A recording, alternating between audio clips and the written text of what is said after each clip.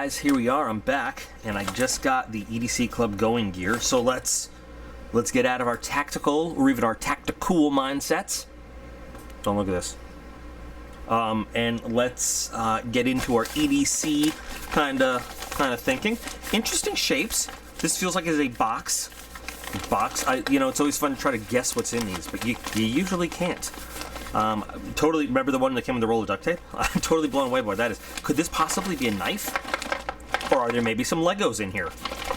I don't know. I'm excited. Let's see what we got. You know what I love? Don't need a knife to open this one. Actually, I don't love that. I like cutting. I like cutting anything.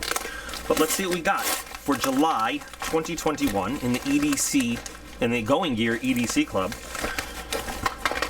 It is a box, but let's see what it is. So, we got more KPL. Now I got my very own KPL. Cool. I'm happy about that. The Colby valve. The free tool solution for replacing tire valve stems on location. All right, so this is not what we... Never mind. And it's a Kizer. Oh my god. This could be the greatest EDC Club box in history, and a little tiny version of the Going Gear sticker. And these things, no crap. No, you know what? I'm gonna say no shit. Why am I even censoring? These things by Night Eyes, these S binders, are great. I use them all the time in different sizes, and this is one of the kind of locking ones they have. I'm thrilled. I'm awesome. So, but even this, you know what? This is not what I thought it was. This is something else that's different. Maybe? I don't know. No, this is kind of the same. All right, whatever. But let's just get in there. So, you know what? I'm going to save this for the end, even though it's not on there. Let's just jump to the KPL. So we saw this with the Battle Box unboxing for the same month. Now, here's where we're gonna jump to, and other people are gonna do it like, oh, Going Gear is owned by Battle Box. So I've been doing it's not, Going Gear is not a Battle Box company. They are related. They are not this. They are intermeshed, but Battle Box does not own. It does not run it. So I don't want to get into the mechanics of it, but so once upon a time. I remember. Oh, and look, they're giving you the $13.99. They're even giving you the lower MSRP. Not the lower MSRP. They're giving you the lower price. MSRP is about $15. They're giving you the lower price. I might actually love Going Gear and the EDC Club.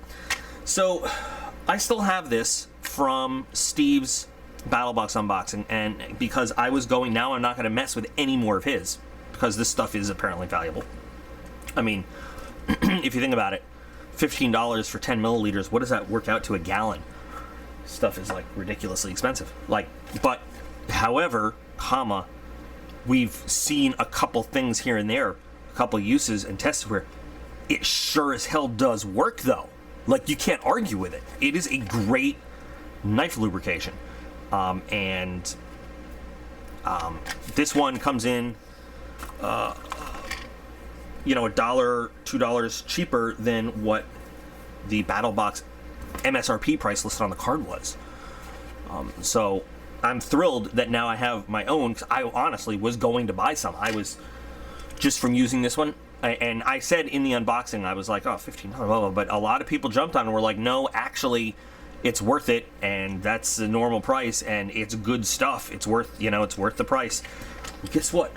Awesome. Now, them being kind of intermeshed through management levels and supply chain, I'm not surprised it's in there also, but freaking sweet. I am so thrilled, because now I have my own, and I'm going, this stuff is great. They also have a heavy lube, like a higher level that I'm interested in testing, but this stuff is really good, so there we go.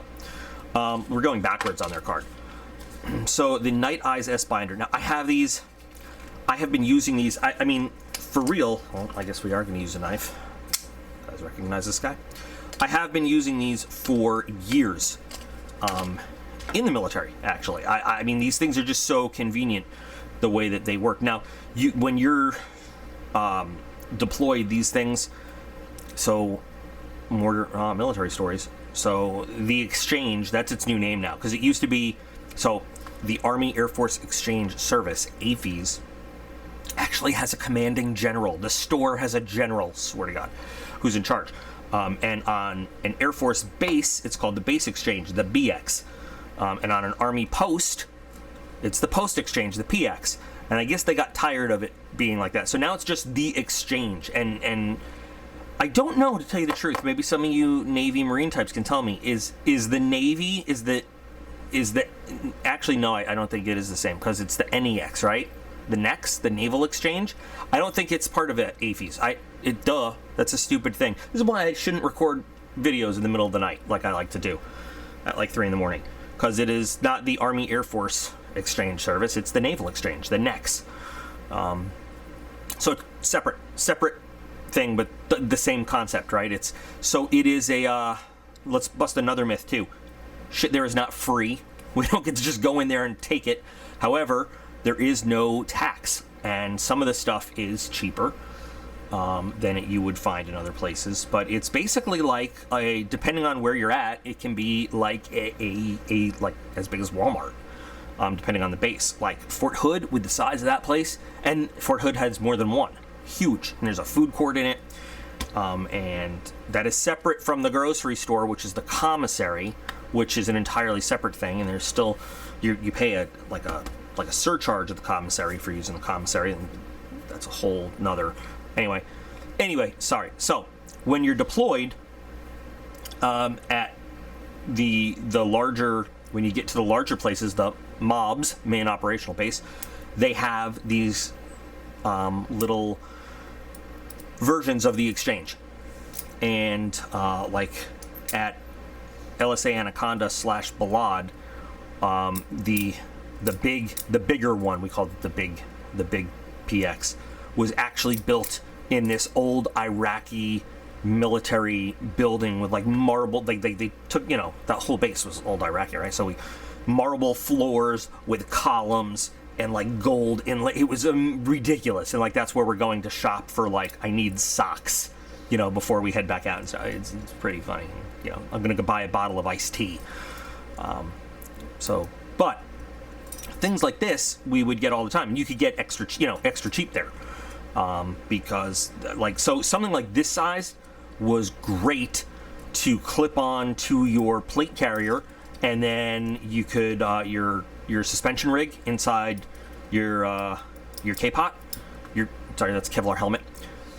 You could clip it on there, and that way when you took it off, you didn't put it on the ground, because you really weren't supposed to do that, like, ever.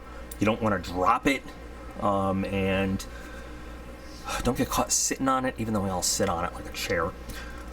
But no. So like things like this are great for. They're not. They're like not super weight load bearing, but you clip all sorts of gear together, because they come in every different size, every different color. If you just want a tactical black one, fine. If you want a bright green anodized one, just to show how cool and green loving you are, that's fine. And then they started to come out with these ones, like these ones, so then they actually lock, and they're all totally lightweight construction. It just slips, this little thing, and now it doesn't open. Now this is not the same thing as getting like a D-ring, like a carabiner clip, with the locking, the slide locking. Not the same thing. This is for lightweight gear carrying only, or like connecting different things to stuff. Like if you want to throw your your gear onto a vehicle that has, like, we put suspension rigging on there, like 550 cord or heavier, just so that you can then clip on your gear to it on the external, so that inside you have a little bit more room. This is the perfect kind of thing to do. A couple of these, and you can do that. So they give a price of $549 for these, and that's pretty. That's pretty good. And the thing is, like, they're all aluminum. They're so lightweight. So even I know I talk a lot about the military, but forget it. Like hiking, packing, stuff like that. You just don't want to use them for. It says no climbing, but I love these. I have so many of these in so many different places. And this is a cool color one too. So sorry, I'm talkative because it's late in the middle of the night, but also because I'm happy. This is a cool item. This is a good, useful, like EDC. This is a great item. You can use this for so much stuff. Yeah. So that's good. It is good. A lot of times in this sometimes they have like extra instructions in these things. They just have warnings. Okay. Now this. Now I remember once there's a battle box where was this. I talked about this. They having to replace valves out in the world, and a lot of people in the comments agreed. Like this is like they've never had to replacing a broken valve stem out in the wild is something that they've never had to do. It's never been an issue. But and the reason that we were like kind of making fun of them was because, of course, the battle box video made it seem like everybody's tire is going to their valve stem's going to spontaneously combust at any moment, and they had to have this. And I'll say the same thing I said, in the old battle box unboxing video. Good to have, sure. I'm sure it is. I'm sure that this is, in your better to have it and not need it than need it and not have it. Of course it is. Do I know anybody who's ever had to spontaneously one day replace their valve stem, from some kind of catastrophic failure? No, I know nobody in my life. I don't know. You can keep it in the car. For an emergency, again, this falls in the category of better to have it and not need it than need it and not have it. But every tire problem I've ever had, it's never been the valve stem. I've had to change tires out in the world. The valve stem has never been the problem. It has been the tire. It has been something with the tire itself. So I don't know.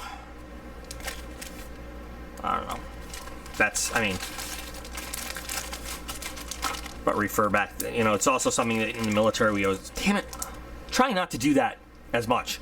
It's been a few years. I need to let it go. But it's also something we would call a nice to have, not a need to have. When we were mission planning, we'd have them separated into categories. You'd have your want to haves, your nice to haves, and then your need to haves in columns. You always fill out your need to haves because resources are finite in the world, and then after you fill out all your need to haves to accomplish a mission, now what are the nice to haves? If they're available, we'll take them. And then the want to haves are the things that you're probably never going to have. You're probably not going to get. You're probably not going to get an AC-130 personally following you guys around. But if AFSOC has one available and you can call on it, let's put that in the want to have. So this would be, I'd put this in the, for going out driving, I'd put it in the nice to have. I'm not going to stop drive. Like, I wouldn't take the car out if I didn't have a spare tire and a jack. I would take the car out if I didn't have this, but this is certainly nice to have. This is my nice to have. Does that make sense? You guys understand what I'm saying? So, okay. So I guess what I'm saying is I'd put it in a meh. These are like. Now finally, we've got the Kizer Mini Dolmen, which I don't think I've seen. So this is a Gen Anzo design, which is awesome. Yeah. So this is from the Vanguard line, which is Kizer has different product lines. So some of the Kizers are, any Kizer's great. And what Kizer does, unlike so we has the Civivi line, which is like a lower, I'm trying to think of it like another analogy, but so we makes WE knives, which are very expensive, and Civivi, which is another name, but it's WE, like a lower, I don't want to say lower quality, but lower end. Kizer just has Kizer, and then they have different product lines within it, so everything has the Kizer name. The Vanguard line is still a Kizer, it's just a product line within Kizer. They don't give it other names, although they do have Tangram too. Whatever. All right, I just counteracted everything I just said.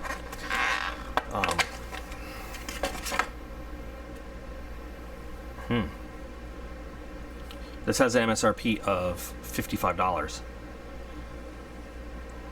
But, you know, Kizer is Kizer. Show me a Kizer that's not top of the line no matter how much it costs. So we got our little cloth. And we got our Kizer card, perfectly centered. One-way clip. No, two-way. Oh, look. For lefties and righties. But tip up only, and that is fine for me. Very small little lanyard hole, though. But, I mean, it is a mini knife, but you're not using full-size 550 cord to get through there unless you take out all of the internal strings. Although it kind of recesses down in there a little bit. In there. So, I mean, if you can squish it in, but still, it's tight. Oh, that is so nice. That is nice. N690 steel, which is such a nice steel, often overlooked. Full flat ground blade. I don't think there are bearings in there. I think that action is just a product of good engineering, good detent, and some bronze washers, because, yeah. That is pretty. Little stonewash on the blade. Beautiful. This knife right here is basically the cost of this is the value of the whole package, and then you got all this other stuff extra.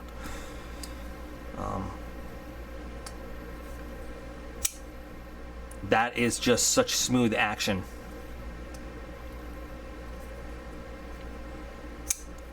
You can't not get this. Like, I'm trying to only have it open halfway. You can't. The detent on it is too perfect for that. Do I have any slightly used cutting money? It's covered in crazy glue too, and even that is like not stopping this Kizer from going right through. It's beautiful. That is a beautiful. I'd love to see the full-size version. I mean, if this is the mini, but that's a beautiful little EDC size knife. Remember, EDC gear in this one. Perfect size for EDC. Slim. A little heavier than I would think for this size, but even then, I mean, I'm not complaining about this weight at all. This is very doable. That's great. And what do they say? 2.88 inch blade, so under 3 inches.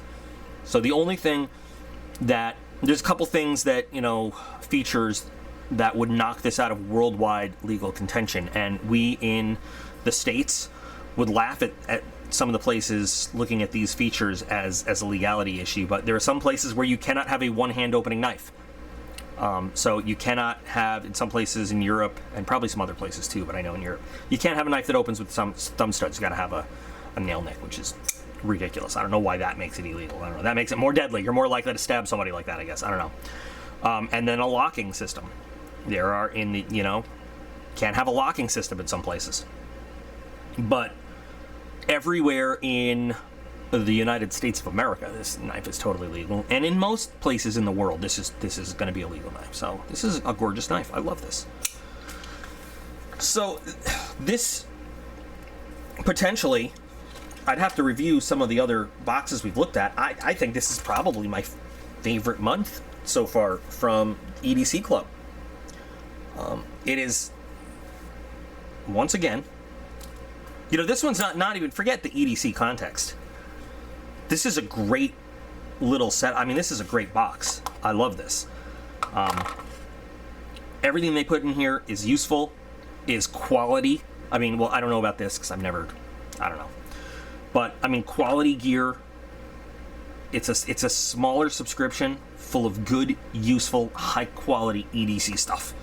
And I am very happy with everything in this box. In this envelope. This month, anyway. This is awesome.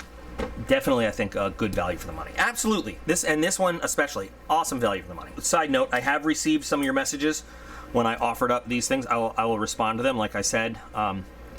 If you want the big, nice ones, they're on the Teespring store. They're like 3 times as big and nicer. But if you want some of these little ones, all I'm asking is that you cover shipping, and I will respond, say 1 or 2 per person, depending on how many people respond, but I'll get in touch with everybody and we'll figure out how much shipping is, and you can PayPal it or whatever, and I'll drop these in an envelope. I gotta buy stamps. I gotta buy some stamps, but I'll do that, and then, you know, there you go. But don't think I haven't gotten those messages. I just I want to respond to them as a whole, not just onesies and twosies. I don't know. I think that'd be easier than, yeah. So anyway, thank you guys. Please comment. What do you think of this month? If you're an EDC club, if you've been an EDC club member for longer than I've been doing the reviews, how do you feel about this subscription long term? Is my enjoyment of it just you know, in these few months? Am I off base, or do you, or would you say long run that you've had this, you're feeling it the way I am? I think that's a cool thing to discuss. So, thank you guys again. Remember, you guys are all absolutely awesome. I appreciate every single one of you, and I'll be back again real soon.